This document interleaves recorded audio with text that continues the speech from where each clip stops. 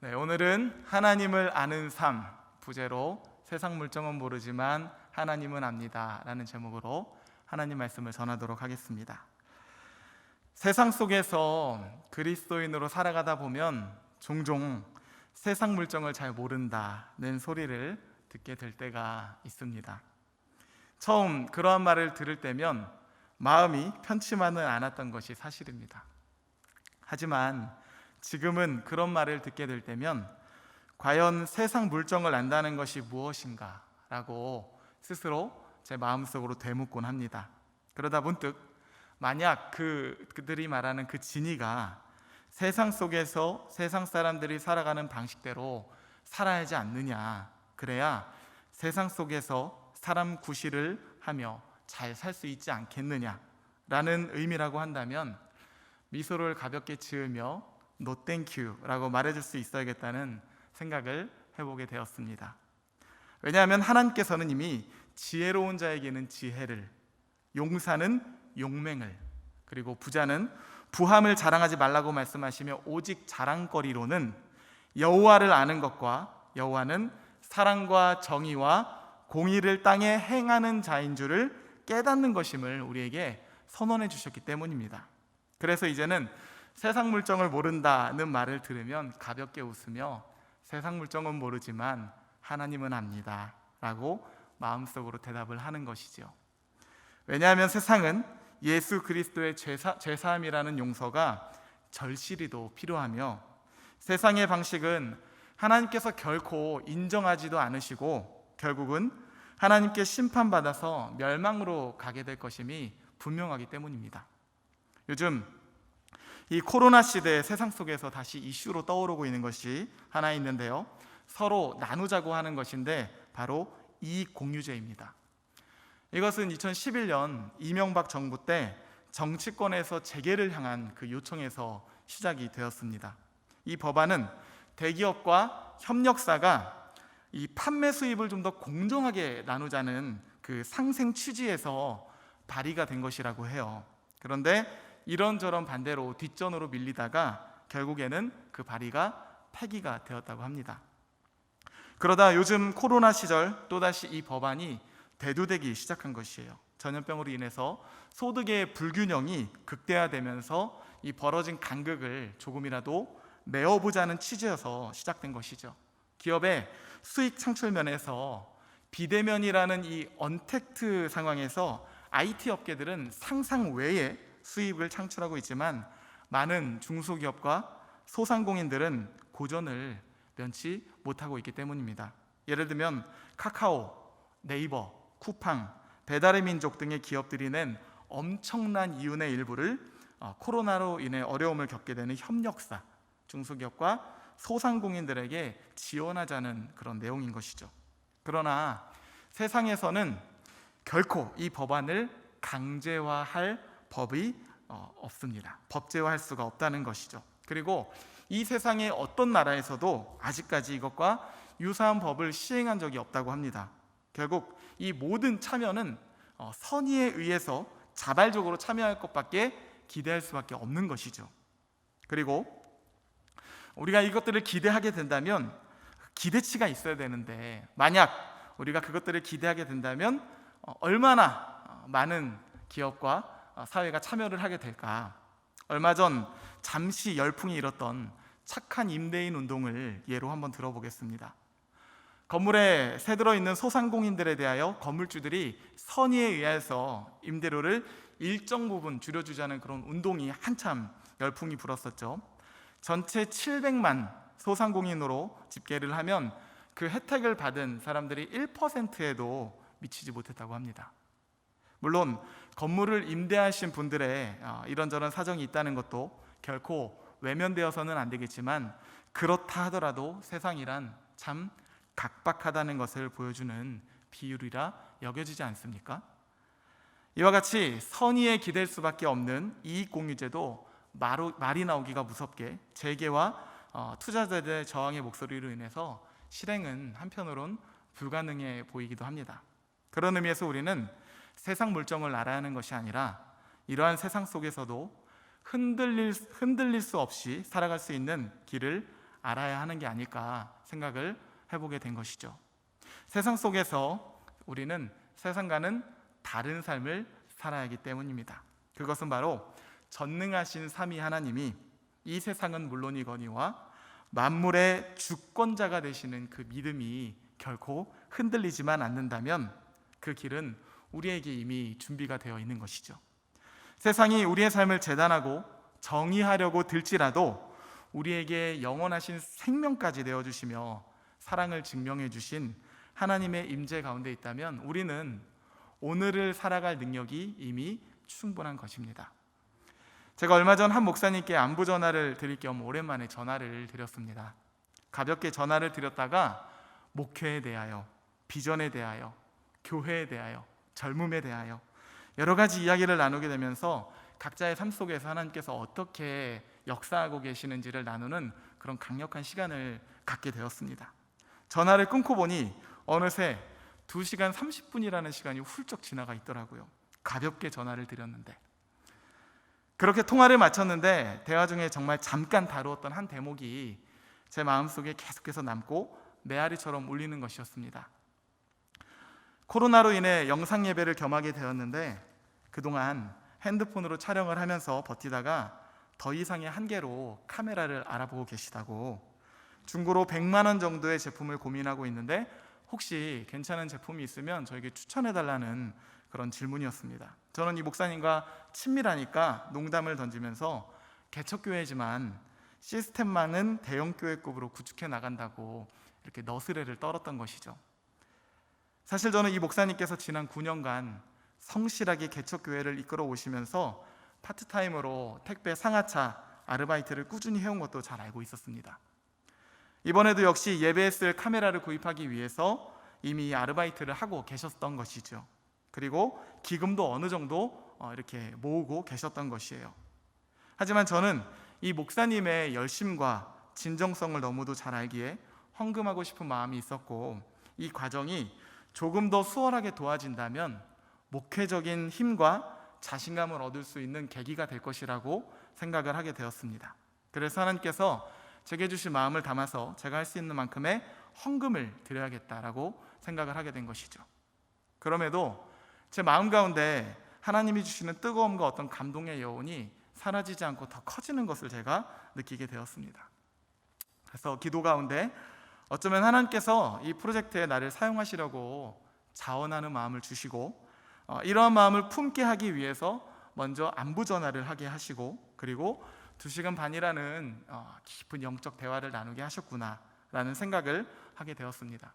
그러다 하나님께서 내게 이 정도의 확신과 마음의 크기를 주셨다면 분명히 그 마음을 함께 품고 공교회로서의 한 부분을 세워나갈 수 있는 동역자들도 하나님께서 이미 예비해 두셨겠구나라는 생각이 들었던 것이죠. 제 주위에 좋은 동역자들이 정말 많습니다. 하나님께서 제 인생 가운데 주신 가장 큰 축복이 무엇이라고 제게 물어본다면 저는 주저없이 만남의 축복, 좋은 메이트의 축복이라고 대답할 수 있습니다. 그래서 제 친구들에게 마음을 나누고 이곳에 헌금을 제안하면 함께할 친구들의 뜻을 모아서 부분이 아니라 금액 전부가 모일 수 있겠다라는 생각을 했던 것이죠. 그래서 제가 생각한 생각과 마음의 묵상들을 글로 적고 그 글을 SNS에 공유를 했습니다. 참고로 SNS에서는 남녀노소 할 것 없이 모두를 친구라고 부르죠. 글을 올린 지 4시간 만에 9명의 친구에게 함께하고 싶다는 연락을 받게 되었는데, 그렇게 9명을 통해서 100만 원이 4시간 만에 정말 순식간에 모아졌습니다. 그 이후로도 5명에게 더 연락이 왔지만 모금 운동이 이미 끝이 났으니 다음 기회를 노려보라며 제가 넉넉하게 인사를 나누고 급히 글을 내리게 된 것이죠.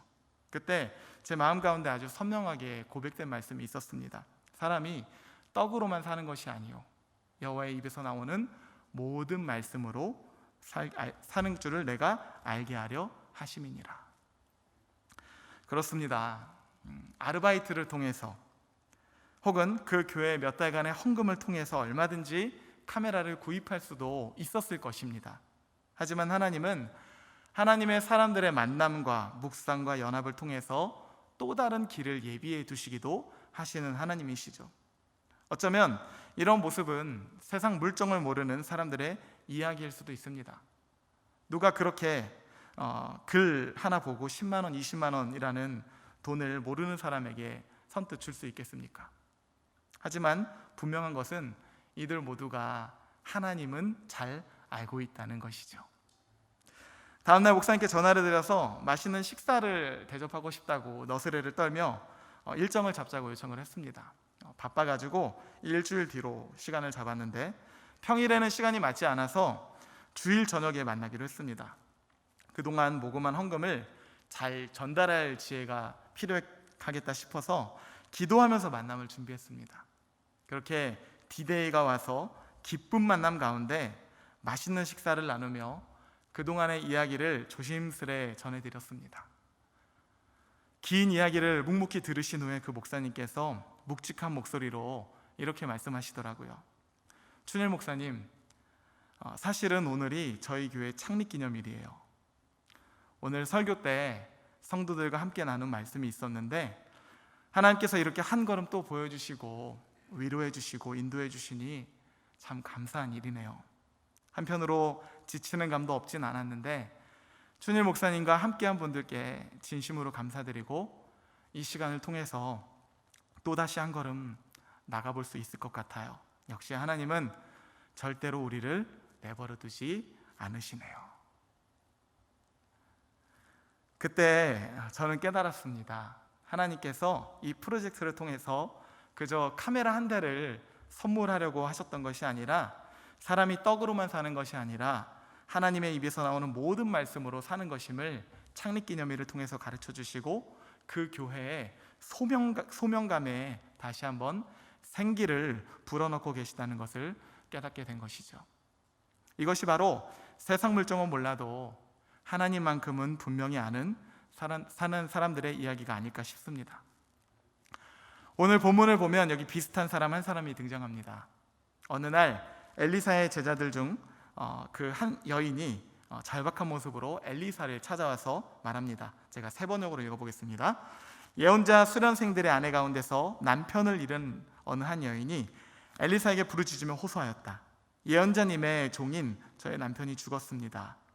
예언자님께서도 아시다시피 그는 주님을 경외하는 사람이었습니다. 그런데 빛을 준 사람이 와서 저의 두 아들을 자기의 노예로 삼으려고 데려가려 합니다.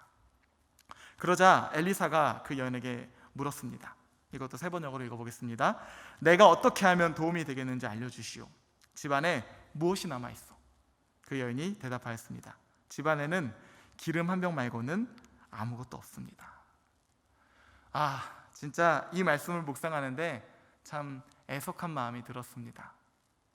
이전에는 몰랐는데 결혼을 하고 자녀를 키우면서 세상을 살아가다 보니 가장으로서의 책임감이 얼마나 큰 것인지, 때로는 아픈 것도 부담인 것을 경험할 때가 있지 않습니까? 하물며 이 선지생도의 가정은 어땠겠습니까? 하나님의 부르심을 따라 선지자 수련생으로 자신의 삶을 드리고 헌신을 했는데 지금 그의 가족에게 남은 것은 빛과 기름 한 병, 그리고 남편의 죽음이 전부인 것이에요. 심지어 떠하는 빛으로 인해서 자녀들이 노예로 끌려갈 판입니다. 이 가정의 모습에 여러분의 배우자와 자녀들을 대체해 본다면 그 심정이 어떠시겠습니까? 어쩌면 이 선지생도도 살아생전에 많은 고민들을 하면서 살아가지는 않았을까, 그런 생각을 해보게 되었습니다.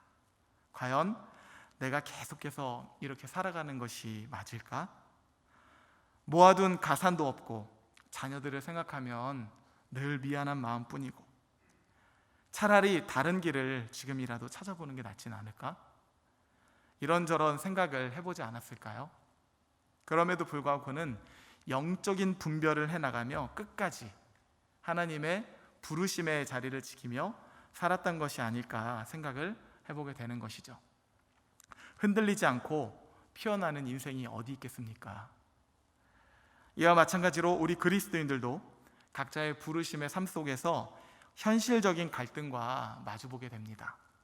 그럴 때면 이따금씩 주위에서 속 시원하라고 맘 편한 이야기도 해주죠. 어쩌면 욥의 아내도 그런 마음으로 남편에게 이야기를 했는지 모르겠습니다. 도대체 언제까지 그렇게 세상 물정을 모르고 하나님만 바라보면서 살아가려고 하느냐. 하나님이 뭐고 다 내팽겨치고 차라리 마음대로 살다가 죽는 것이 100번 1000번 낫겠다. 그렇죠. 그렇게 말을 하고 생각을 해버리면 속이 얼마나 시원하겠습니까? 하지만 우리 그리스도인들은 이미 그것이 정답이 아니라는 것쯤은 잘 알고 있습니다. 왜냐하면 현실은 세상이나 세상 물정이 현실이 아니라 살아계시고 전능하신 하나님께서 우리와 동행하시며 우리의 삶을 인도하시는 것이 현실임을 믿기 때문이죠. 눈앞에서 벌어지는 일들은 현실이 아니라 현상이라고 부르는 것입니다. 엘리사가 그녀에게 말합니다. 3절 말씀, 이르되 너는 밖에 나가서 모든 이웃에게 그릇을 빌리라.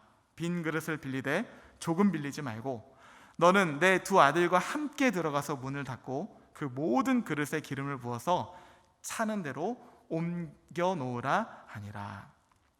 절박했던 여인은 엘리사의 말대로 그대로 행합니다.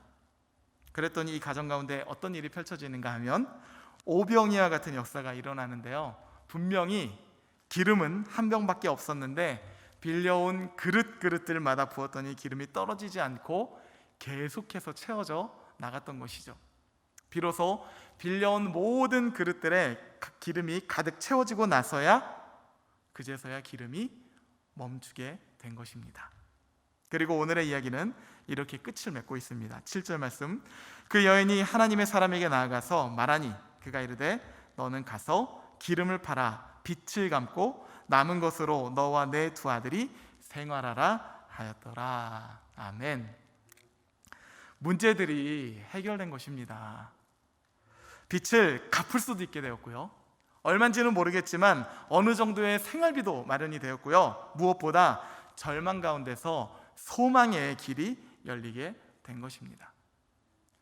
이후로 이 가정은 어떤 모습으로 살아가게 되었을까요? 상상을 해보게 됩니다.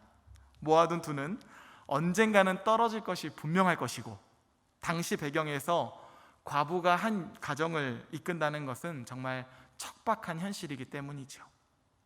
그럼에도 불구하고 그녀는 사방으로 우겨쌈을 당하여도 쌓이지 아니하며 답답한 일을 당하여도 낙심하지 아니하며 매일 새롭게 해주시며 절대로 떨어지지 않는 하나님의 은혜 가운데 자신의 일상을 그려내지 않았을까요?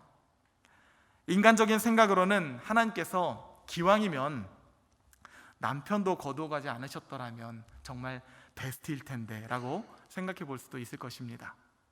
하지만 그것은 어디까지나 인간적인 생각일 뿐, 사람의 죽고 사는 것도 진정 하나님의 손에 있는 것임을 신뢰할 수 있다면 우리의 삶을 가장 선한 길로 인도하시는 하나님의 길이 베스트임도 우리는 고백할 수 있어야 할 것입니다. 영원한 생명의 길을 바라보면서 말이죠. 마지막으로 우리는 오늘 본문에서 죽은 선지생도를 향해서 3명의 증인이 사용하고 동의하고 있는 한 표현에 주목을 해야 됩니다. 죽은 선지생도의 아내 엘리사 선지자 그리고 하나님, 모두 죽은 그를 어떤 사람이라고 표현하고 있을까요? 여호와를 경외하는 사람이다.